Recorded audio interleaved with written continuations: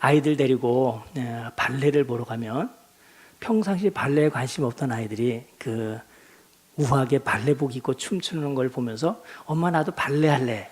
그래서 발레 배우는 애들이 많이 있어요. 그렇죠?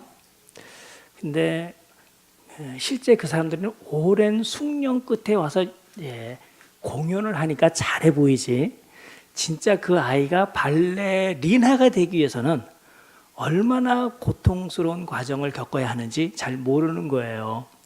그것도 좀 날씬한 애가 발레 하겠다면 좀 봐주겠는데 그저 먹는 거 다 챙겨 먹고 몸이 비둔한데도 미안합니다. 비둔한데도 발레 하겠다고 하는 보면 참 안타까운 마음이 들어요. 일단 음식 먹는 데서부터 자기 절제가 필요하고 매일같이 꾸준히 연습을 해야 됩니다. 우리나라 발레리나 중에서 유명한 강수지 씨 아시죠? 슈투트가르트 독일에서 수석 발레리나로 있던 사람인데 얼굴과 몸매는 참 우아하고 아름다운데 토 슈즈를 딱 벗은 그 발가락 모습은 정말 흉측하기 그지없지 않아요. 누구나 어떤 일을 하고 싶은 꿈은 가지고 있습니다. 지금처럼 발레리나. 오늘 아마 찬송 들은 젊은이들이 있으면 엄마 나 성악할래 그런 애들이 혹시 있을지 모르겠어요. 저는 음악을 무척 좋아하는 사람인데 성악하는 거나 음악 전공하는 것을 포기한 것은 지금 여러분께서 들어보시면 알겠지만 제 목소리는 노래할 목소리는 아닙니다. 근데 물론 이제 제가 주일학교 중고등부 지내면서 친구들과 함께 남성 사중탕, 남성 팔중 창단을 결성을 해서 주일 저녁 예배 때마다 교회 서서 찬송을 한 적이 있어요. 제 파트가 뭘 것 같아요? 목소리가 어중간해서 묻혀도 괜찮은 알토를 했습니다. 남자로서. 어쨌든 뭘 하고 싶다 하더라도 자기가 그 소질이 없으면 그걸 잘할 수 있도록 부단히 노력해야 이룰 수 있는 것이지 저절로 되는 것은 없어요.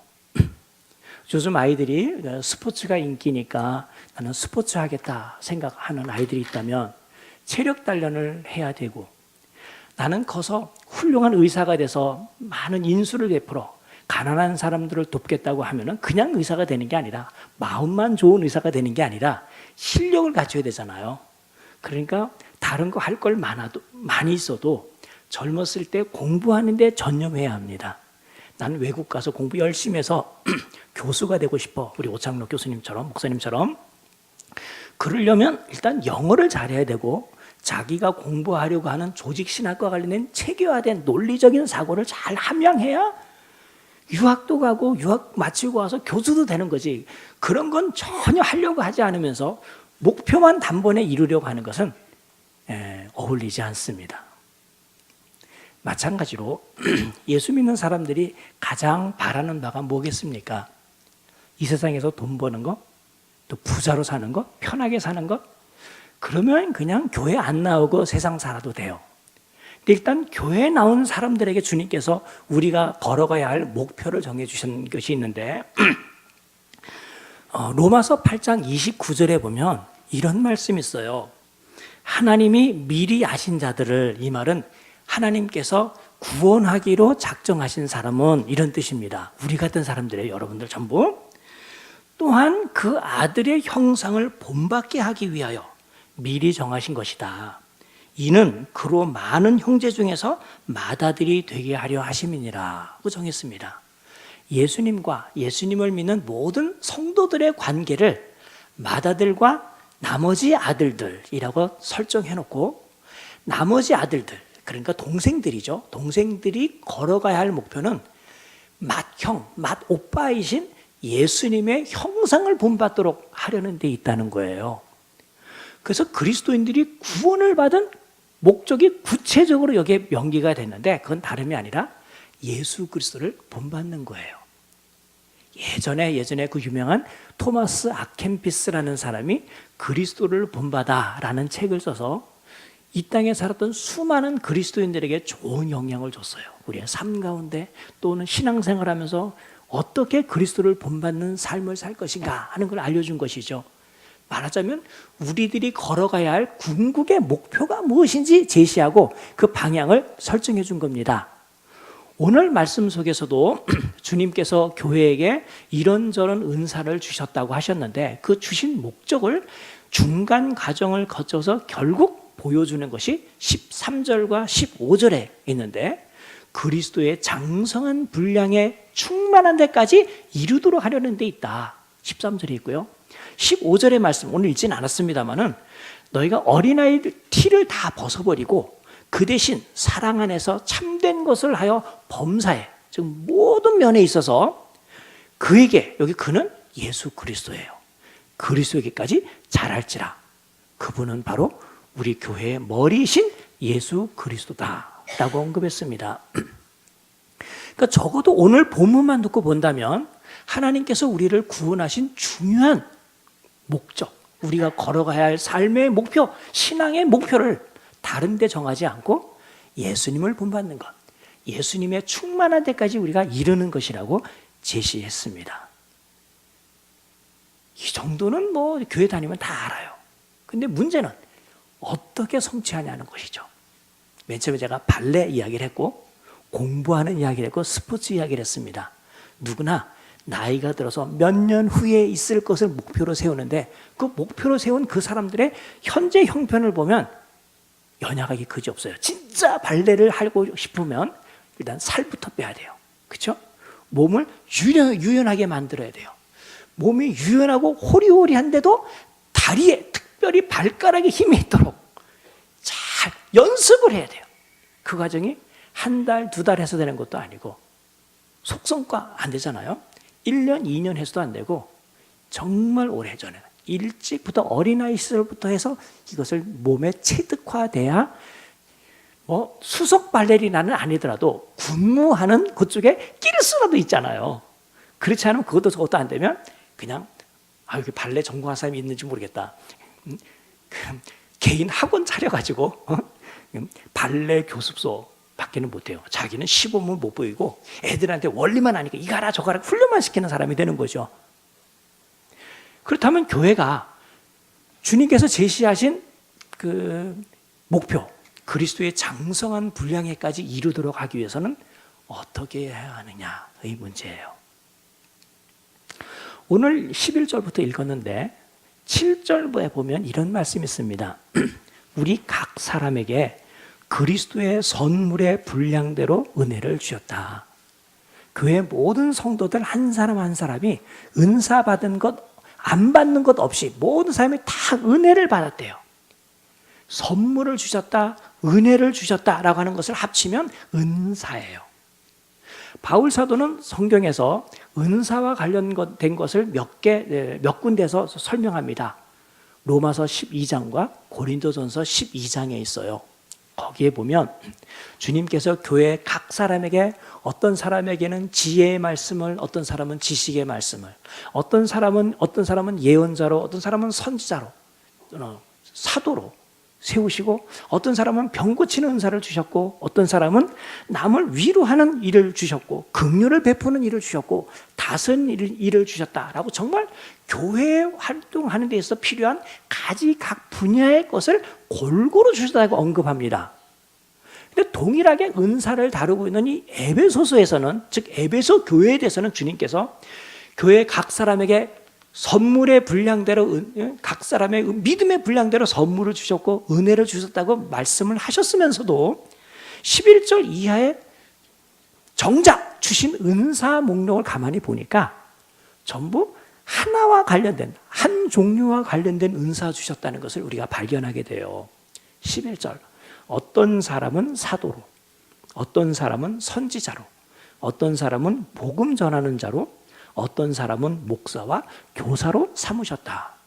그러니까 집사로 주셨다, 찬양대 반주하는 은사를 주셨다, 찬양하는 은사를 주셨다, 장로님의 은사를 주셨다라고 하는 것은 여기 언급이 되질 않았어요. 즉 로마서와 고린도서를 쓰면서 각각 로마 교회와 고린도 교회는 교회에 필요한 각양 다른 종류의 성도들을 주시고 그들의 은사 또는 재능, 탤런트 이런 걸 주셨다고 언급을 했는데 에베소 교회만큼은 특별히 주님께서 다른 걸 언급하지 않고 말씀 전하는 것만을 주신 까닭은 어디에 있을까? 오늘 그 이야기를 좀 생각해 보려고 합니다. 특별히 이 말씀 전하는 것이라고 제가 한마디로 요약을 했는데, 여기 언급된 선지자, 사도부터 시작하여 목사와 교사까지는 각양 직위는 다른 것처럼 보여도 이들이 하는 일은 동일하게 한 가지입니다. 하나님의 말씀과 관련이 돼 있어요. 간단하게 제가 설명을 좀 드리겠습니다. 사도와 선지자는 구약시대의 선지자, 신약시대 12사도 뿐만 아니라 종종 신약교회에 어떤 특별한 일이 있을 때 주께서 말씀을 전하는 사도들이 있었어요. 선지자가 있었어요. 아가보라고 하는 사람이 그런 사람인데, 이 사람들이 그때마다 하나님의 말씀을 받아 교회에 전한 것은 후대에 교회가 세워지는 데서 기초를 놓는 일을 하는 데서 무척 중요하기 때문에 이 사람을 주셨다는 거예요. 그래서 같은 책 에베소서 2장 20절을 보면 너희는, 즉 에베소 교회는 사도와 선지자들의 터 위에 세움을 입은 자라라고 말을 했어요.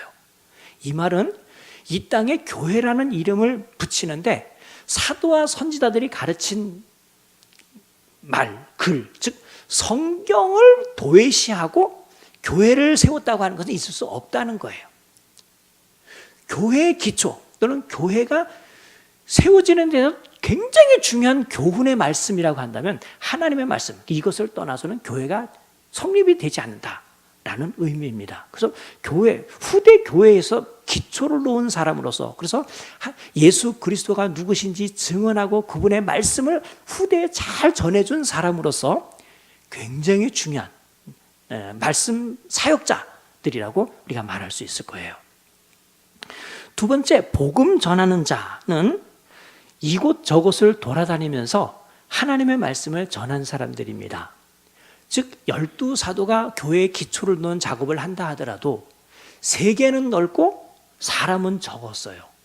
그러니까 이 사도 12이 이 넓은 세계에 가서 그리스도를 전하는 데 있어서는 힘도 딸리고 역량도 부족했기 때문에 주님께서는 사도에게서 잘 배운 그 사람들을 말하면 오지에, 먼 나라에 보내서 말씀을 전하게 했습니다. 순회 전도자라고 해요. 특히 빌립 같은 사람도 여기에 해당됩니다. 특별히 언어가 다른 사람에게 복음을 전하지 못하는데 빌립의 경우에는 에디오피아 내시에게 복음을 전한 적이 있잖아요. 그런 사람입니다. 그래서 여러 곳에 가서 복음을 전하는 사람, 요즘으로 얘기한다면 노방전도하는 사람이나 선교사님들이 여기에 해당될 수 있을 거예요. 어쨌든 말씀 전하는 데 있어서 기인이 필요한 사람이라는 뜻입니다. 세 번째 부류에 속하는 사람은 목사와 교사입니다. 이거는 물론 나눠서 목사님 또 선생님 이렇게 나눠 쓸 수도 있겠지만 헬라어 구문상에 보면 이건 목사 즉 교사, 즉 교사 일을 하는, 말씀 가르치는 일을 특별히 전념하는 목사라는 뜻이에요. 원래 목사라고 하는 이름 자체는 교회를 목양하는 사람이다 라고 해서 이름 붙여진 거잖아요. 마치 목자가 양들을 돌보고 먹을 것을 주고 마실 것을 곳으로 안내하기 위해서 양들을 이렇게 치고 양들을 인도하는 것처럼, 그리고 양들이 밖에 있을 때 사나운 일이나 들짐승들이 양을 해칠 때 그들로부터 양을 보호하고 구하기 위하여 목자가 어떤 일을 하는 것처럼 목사님은 이와 같은 모든 일을 다 해야 하는 그러한 목자 같은 사람이에요. 그런데 여기서는 목사님이 해야 할 더 중요한 사역은, 그것도 물론 중요합니다. 그래서 교인들이 일어나고 있는 가정의 문제, 마음의 아픈 문제 상담하는 것, 그다음에 교인들이 바르게 신앙생활 하는지 늘 돌아보면서 또 교인들을 위해서 기도하고 신방하고 하는 것도 무척 중요하지만 특별히 이 목사와 교사로서의 목사라는 말을 여기에 쓴 것은 목사님이 해야 할 말씀 전하는 일이 무척 중요하다고 판단하여 언급을 했어요. 그러니까 사도, 선지자, 또 복음 전하는 자, 목사, 교사를 주님께서 교회에 주셨다고 하는 것은 교회의 말씀 전하는 일과 교인들 입장에서는 교회에 와서 여러분들이 기대할 수 있는 것은 말씀을 받는 것이 정말 중요한 사역이라고 하는 것을 알리려, 또 교회를 튼튼하게 세우고 어떤 목적을 이루는 데 있어서 이것 이외에는 더 중요하지 않다는 걸 알리려고 주님께서 다른 은사는 안 주시고 교회에게 말씀 전하는 사람을 주었다고 생각하면 좋겠습니다. 그런데 이 5가지 목록 중에서 앞에 언급한 사도와 선지자들은 1세기의 교회의 기초를 놓고 그들은 다 죽었어요. 그리고 이후에는 영향을 주지 못합니다. 인격적으로는. 그들이 사역했던 것이 기록되어 말씀으로는 우리에게 와 있다 하더라도 그들은 우리가 이제 접할 수는 없어요. 그래서 일단 2사람은 딱 없어졌습니다. 3종류만 남았어요. 복음 전하는 자, 목사와 교사. 복음을 전하는 자는 사실 한 곳에 머무르면서 말씀을 전하는 사람이 아니라 이곳저곳 다니면서 늘 낯선 사람에게 또 말씀이 전해지지 않은 곳에 가서 복음을 전하는 일을 해요. 예전에는 더 많이 그랬고 요즘은 상대적으로 적게 한다 하더라도 일단 천우 교회와 관련해서는, 지역 교회와 관련해서는 이런 분도 우리가 자주 만나기는 쉽지 않은 상황입니다. 그러면 성도들이 매주 늘상 접하면서 말씀을 접하고 또 주님께서 주신 선물, 은혜로 주신 그 직위자를 우리가 접할 수 있는 경우는 어떤 경우인가? 두말할 필요 없이 목사와 교사, 즉 교사의 역할을 하는 목사님이라고 하는 거예요. 왜 이 사실이 여기서 그렇게 중요하게 언급되었을까요? 바울이 1, 2, 3차 전도 여행을 했어요. 그리고 그 지역의 전도 여행을 다 마치고 이제 예루살렘으로 마지막 복귀하려고 하는 찰나에 중간에 오다가 에베소 교회 장로님들, 요즘으로 말하면 목사님들입니다. 에베소라고 하는 도시에 있는 여러 교회 목사님들을 다 불러요. 그리고 이런 부탁을 합니다. 내가 사도로서 말씀을 전하는 사람으로서 활동할 때에는 교회를 넘보려고 하는 이리가 감히 교회에 들이닥치지 못했는데 내가 이곳을 떠난다면 틀림없이 교회를 먹어치우려고 하는 이리들이 올 것이다. 너희들이 나에게 배운 것을 잘 배워서 이 이리 때들로부터 교회를 잘 보호해라 하고 부탁을 해요. 사도행전 20장 29절부터 31절에 있는 말씀입니다. 사도행전 20장을 한번 다 읽어보시면 훨씬 더 좋을 거예요. 무슨 말이냐면 주님께서는 이 말씀을 전하는 사람을 교회에 세운 목적은 한편 교인들 한 사람 한 사람을 잘 양육하고 교육하고 그래서 그 목표에 이르도록 하는 그 일을 하도록 할 뿐만 아니라 또 다른 목적은 외부 사람들이 교회에 와서 복음이 아닌 것을 가지고 교회의 교인들을 유혹하고 그들을 넘어뜨리지 못하도록 교회를 보호하는 일을 하기 위해서라도 목사님이 필요하다는 거예요. 요즘 한국교회 현실을 보면 이것이 정말 절실히 느껴집니다. 한국교회는 유사 이래로 정말 이렇게 교회가 부흥됐다고 볼 수 없을 만큼 교회 수도 많아졌고 예수 믿는 사람들도 많아졌어요. 요즘 하도 교회가 제 일을 하지 못하니까 사회로부터 비난을 받지만 그래도 아마 여러분들 중에 연세 드신 분은 아실 거예요. 예전에 여러분들 신앙생활 하셨을 때 저만 하더라도 한 3, 40년 전에 제가 신앙생활 할 때보다 지금 교회가 많아졌고 예수 믿는 사람들이 많아졌어요. 근데 그와 아울러 이단도 많아졌습니다.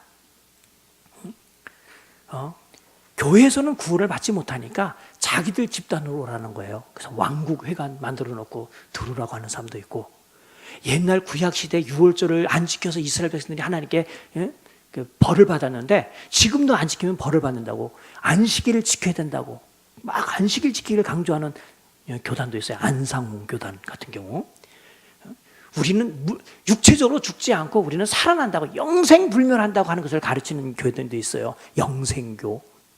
요즘 한국교회 문제를 일으키는 정말 중요한 이단이 뭔지 아시죠? 신천지예요. 그래서 교회마다 아예 입구에 신천지 아웃 이렇게 써놨습니다.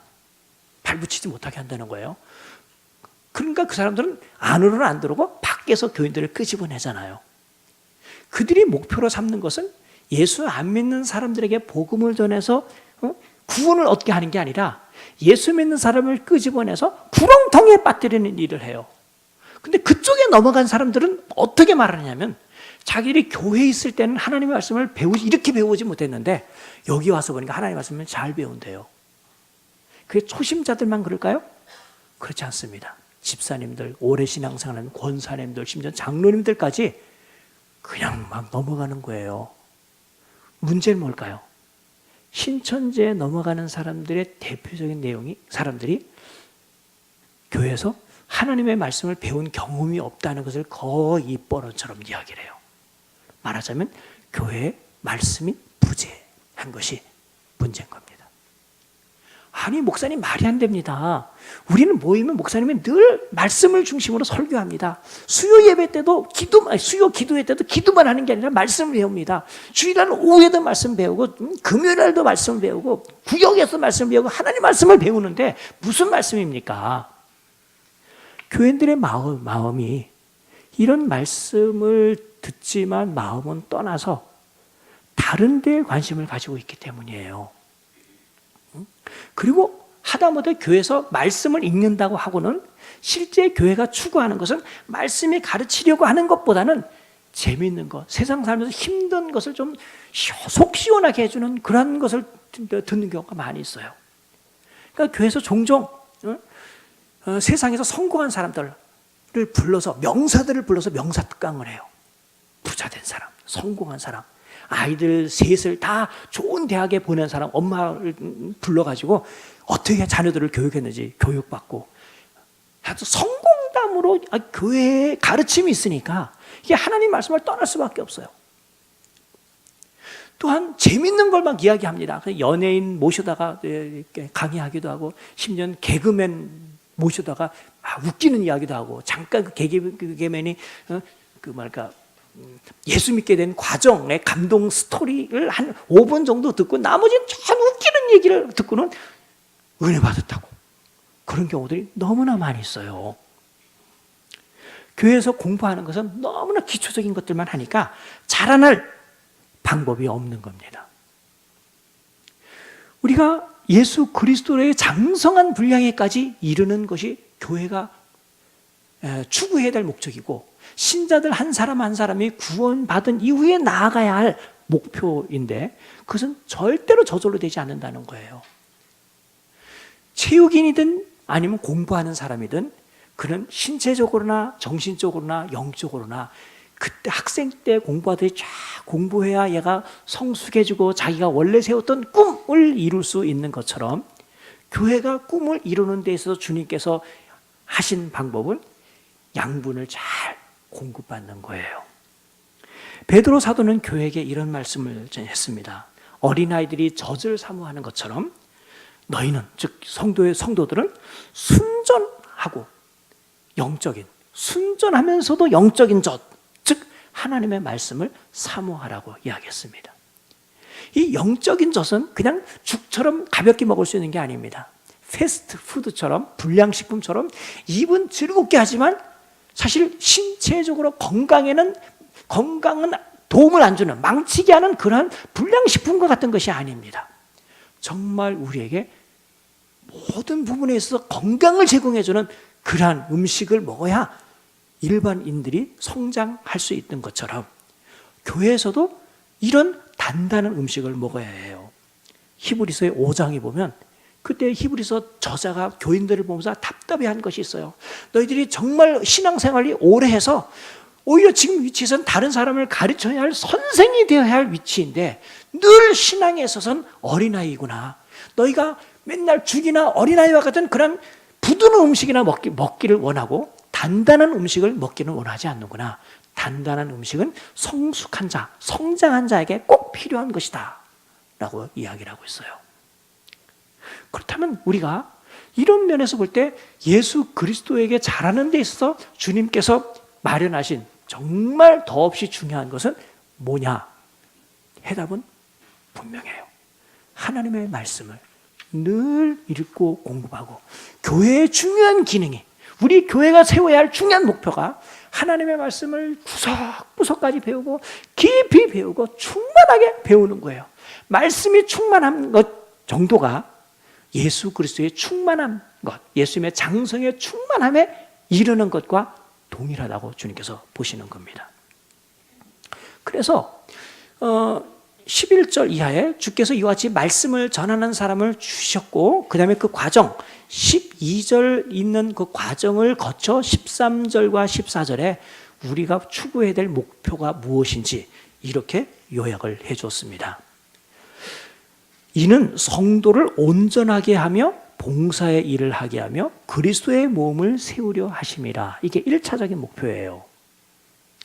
성도를 온전하게 한다라고 하는 말은 쉽게 바꾼다면 성숙하게 한다, 또는 건강하게 한다, 더 쉽게 얘기한다면 성장시킨다라는 말입니다. 이게 온전함이라고 하는 말이, 우리는 다 연약한 사람이고 죄인들인데 우리가 언제 온전해질까? 하나님의 온전하심, 예수 그리스도의 온전함에 쫓아가려면 우리는 아직도 멀었어, 이렇게 생각하면서 아예 자포자기하고 나아갈 생각을 안 하면 늘 부드러운 음식이나 죽이나 먹는 갓난아이가 되는 거예요. 그러면 이 갓난아이가 되는 순간 우리의 사고방식이 유치해지고 천박해질 수밖에 없어요. 온전해진다는 말은 우리의 신앙생활의 경륜의 만큼 생활이 깊어지고 이해력이 높아지고 성장해진다는 겁니다. 신체적으로나 정신적으로. 그렇게 해야 비로소 교회에 봉사할 수 있어요. 다른 사람을 섬길 수 있어요. 그렇지 않으면 자아가 살아나고 다른 사람은 나의 적, 경쟁자가 됩니다. 봉사는 협동심이 중요한데, 이런 하나님의 말씀으로 말미암아 우리가 협동심을 이루어 결국 그리스도의 몸 하나를 세워나갈 수 있다는 것이죠. 13절에서 보면 교회 안에 들어와 있는 사람들의 다양성을 주님께서 염두에 두시면서 이 목표를 설정하셨습니다. 우리는 남녀, 성이 다르고 나이도 다르고 출신지도 다르고 성향도 다르고 혈액형도 달라요. 심지어 자기가 신앙생활하는 방식도 다릅니다. 세상에선 그러한 방식이 다른 것 때문에 온갖 분파로 다 나눠져요. 이런 파, 저런 파, 이런 부류, 저런 부류 다 나눠지지만, 이런 부류가 하나가 될 수 있는 것은 세상 전체의 교회밖에 없다고 생각해요. 심지어는 이 교회는 유대인과 헬라인이 하나가 될 정도였습니다. 사회적인 지위에 있어서 주인님과 노예님이, 종님이 함께 될 수 있는 곳이었어요. 그만큼 하나님의 능력이 많습니다.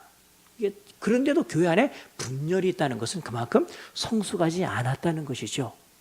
바로 이처럼 교회가 분열 없이 개별적으로 생활하지 않고 이와 같이 진정한 의미의 하나가 될 수 있기 위해서는 하나님의 말씀으로 공급하여 우리를 성숙시켜 주지 않으면 안 된다는 겁니다. 그러해야 비로소, 이럴 때에 비로소 궁극적인 목적인 우리가 온전한 사람을 이루어 그리스도의 장성한 분량에까지 이룰 수 있게 되는 것입니다. 우리 아이가 지금 이제 대학 졸업하고 작년에 졸업하고 올해 취직을 해서 다닙니다. 근데 이 아이가 대학교 1학년 때 군대를 가려고 휴학하면서 휴학 기간이 한 6개월, 한 9개월 정도 길어졌어요. 이 시간을 어떻게 유용하게 보낼까 생각하다가 제가 봉사할 곳을 제안을 했더니 수긍해서 그렇게 하겠다고 그랬어요. 봉사한 곳이 어디냐면 이스라엘입니다. 아니, 우리나라도 봉사할 곳이 많은데 왜 이스라엘에? 그만한 좀 이유가 있어요. 그래서 이스라엘에 6개월 동안 가서 봉사를 했는데, 거기 보건복지부하고 또 영국, 독일, 한국의 자선단체하고 자매결연이 맺어져서 그곳에서 이스라엘 사람들이 일손이 딸린 것을 좀 도와주는 일을 하는 겁니다. 여러 개 부서들이 있었어요. 그런데 우리 아이가 막 도착했던 그때에 배치받은 곳은 예루살렘에서 북쪽으로 갈릴리 호수 남서쪽에 있는 곳에 있는 장애인 시설인데, 그 장애인들은 특별히 자폐아들을 모아놓은 곳이었어요. 우리 아이가 20대와 30대 남녀 자폐아이를 돌보는데, 원래 거기 일하는 간호사가 있습니다. 근데 그 간호사를 도와서 워커가 있고 얘는 볼런티어, 자원봉사자라는 이름으로 가는데 우리 아이 한 사람이 워커와 함께 자폐아 3명을 돌보는 거예요. 집에서 뭐 엄마 아버지가 아이들에게 자녀 교육을 많이 시키잖아요. 이렇게 해라 저렇게 하라. 물론 그것도 참 중요한데 그런 말 할 필요 없이 우리처럼 그 아이를 그런 곳에 한번 딱 보내면요, 한 달인가 2달 있다가 그동안 뭐 전화를 많이 했습니다. 한 달인가 2달 있다가 전화를 하면서 뭐라고 하느냐면, 하나님, 아빠, 제가 하나님께 정말 감사해요. 그래서 뭐가? 그랬더니 내가 사지가 멀쩡한 것 그리고 이 나이에 맞는 사고를 할 수 있는 것, 내가 내 일을 스스로 할 수 있는 것이 정말 감사해요. 그래요. 여러분들 예상하겠지만 자폐 아이는 아무리 나이가 먹어도 정신 연령은 한 3살 정도밖에 안 됩니다. 그래서 덩치는 우리 아이보다 훨씬 크고 힘도 센 그 아이가 자고 있는데 마치 3살짜리 조카 깨우듯이 아침에 깨워서부터 세수시키고 밥 먹이고 그 다음에 학교를 보내거나 아니면 얘네들이 일할 수 있는 일터에 보냈다가 돌아오면 목욕시키고 저녁 먹이고 잠재우는 것까지 일을 하는 거예요. 얘네들은 뭘 하나에 이렇게 딱 명령되면 그게 꽂혀갖고 뭐 하잖아요. 야, 물을 자주 마셔야 된다. 그러니까 얘네들은 뭐 화장실 물이든지 변기에 그냥 입 밖고서는 막 먹는다가 수돗물을 그냥 절제하지 않고 입에다 넣고 그냥 튼대요. 그러니까 물을 주더라도 컵에 넣어서 알만큼 줘야 되고 하여튼 그런 일을 하는 거예요. 그러니까 이 아이 장애 자폐아를 둔 부모님의 속은 얼마나 새까맣게 타겠습니까? 얘네들이 월요일 날 여기 와서 금요일 날까지 있고 금요일 날 저녁에 부모들이 와서 얘네들 데려가는 거예요. 그럼 얘네 이제 토요일하고 일요일은 좀 쉬는 거죠. 자, 이런 아이가 있다면 물론 이게 병이긴 하지만 우리가 신앙생활을 하는데 이처럼 20년, 30년이 되는데 늘 신앙의 연륜이 수준이 3살밖에 안 될 수가 있습니다. 얼마든지. 왜? 정당한 영양공급을 받지 않고 사고 훈련을 하지 않으면 그렇게 된다는 거예요. 그러니까 교회에서 전체를 우리가 온전하게 하여 그리스도께 자란다는 이 귀중한 목표를 달성하기 위해서는 전방위적으로 하나님의 말씀을 가르치지 않으면 안 돼요. 그리고 여러분들이 이제 나이가 먹으면 스스로 할 줄 알아야 돼요. 모든 부분에 목사님 이거 해주세요. 목사님 우리가 문제가 있어요. 막 그렇게 하고 목사님은 의존적이 된다고 한다면 이건 종교개혁 이전에 신자들이 신부님과 교황님을 의지하면서 신앙생활하는 것과 다를 바가 없어요. 종교개혁자들이 해준 중요한 업적이 뭐냐면 우리 신앙생활의 가장 기본은 솔라 스크립추라, 하나님의 말씀이다. 하나님의 말씀만이, 전체 하나님 말씀만이 교회를 온전하게 하고 튼튼하게 세운다는 거였거든요. 그러면서 두 번째로 세웠던 것이 만인 제사장이에요. 이건 뭐냐면 원래 우리 죄인을 하나님께 중보해주고 우리의 죄를 용서해주기 위하여 중보자로 역할하시는 분은 예수님뿐이지만 우리가 하나님께 나아가는 데 있어서 신부님을 의존하거나 목사님을 의존해서 나가는 게 아니라 누구나 다 그리스도의 은혜를 힘입어 하나님께 당당히 나아가는 것을 해준다는 거예요.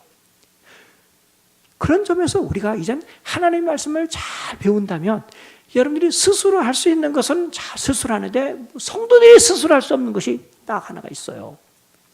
하나님의 말씀을 배우고 익히고 성장하는 겁니다. 이런 점에서 목사의 사명은 정말 귀중해요. 그러니까 저나 우리 오창록 목사님 들으라고 오늘 말씀하는 거예요. 여기 또 다른 목사님 두 분, 목사님 계시는 것 같은데 목사님이 자기가 주님께 사역자로 헌신했을 때 해야 될 일이 뭐냐면 주님, 내가 나의 모든 시간, 대부분의 시간을 하나님의 말씀을 잘 익히고 하나님과 묵상하여 하나님의 뜻을 잘 배우겠습니다. 그리고 이것은 내 혼자의 신앙생활 유익을 위해 사용하지 않고 교인들을 위해서 헌신하겠습니다. 주님, 저에게 시간이 허락하는 한 교인들을 정말 말씀을 잘 가르치겠습니다. 그 일을 위해서 헌신하는 거예요. 그래서 오늘 에베소서 4장 11절에 나오는 것처럼 주께서 목사와 교사, 즉 목사 즉 교사를 주셨다고 하는 말을 한 것은 목사가 이 교사로서 얼마나 중요한 일을 해야 하는가 하는 걸 자각하는 겁니다.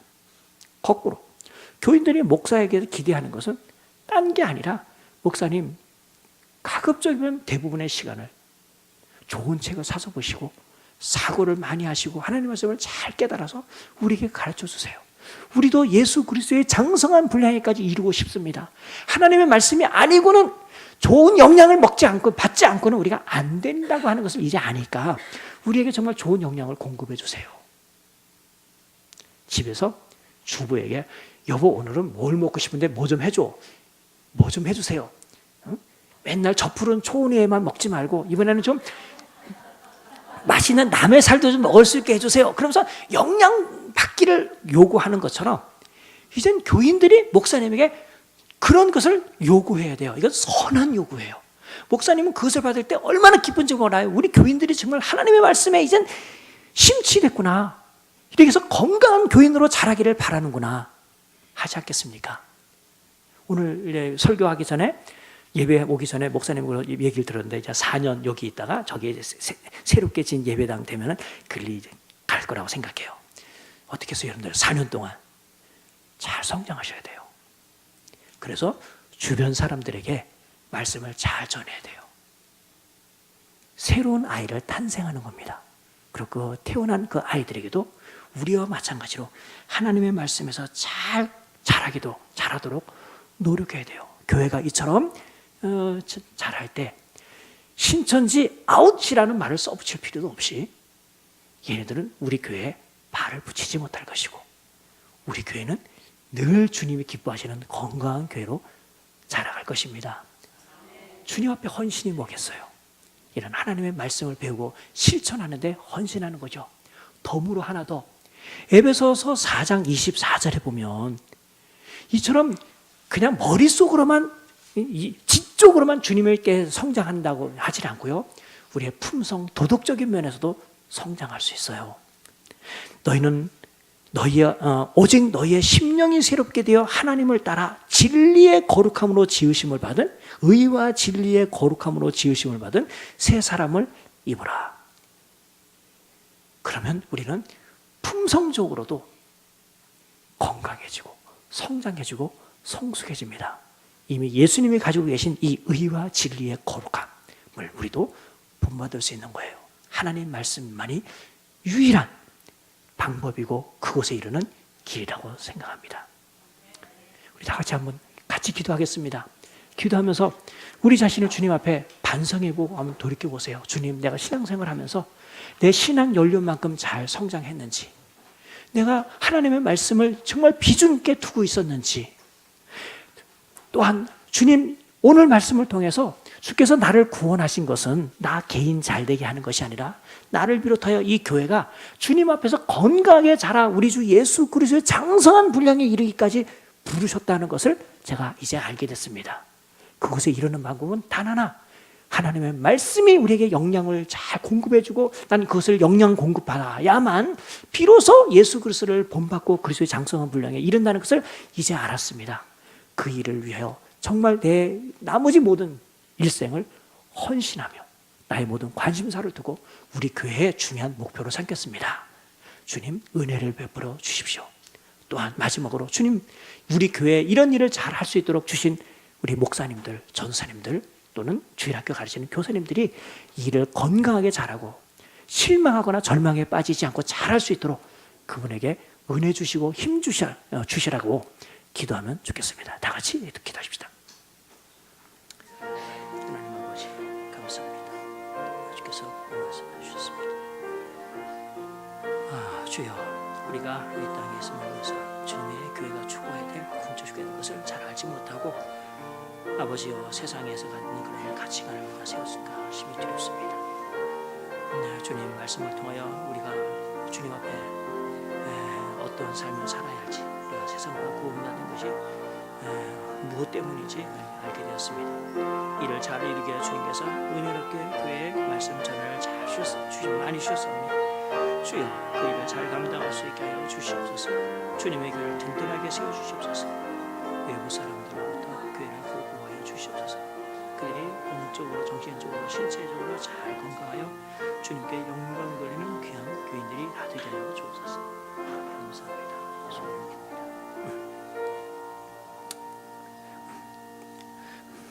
은혜로 오신 아버지 하나님, 정말 크신 은혜로 우리를 세상으로부터 구원하셨습니다.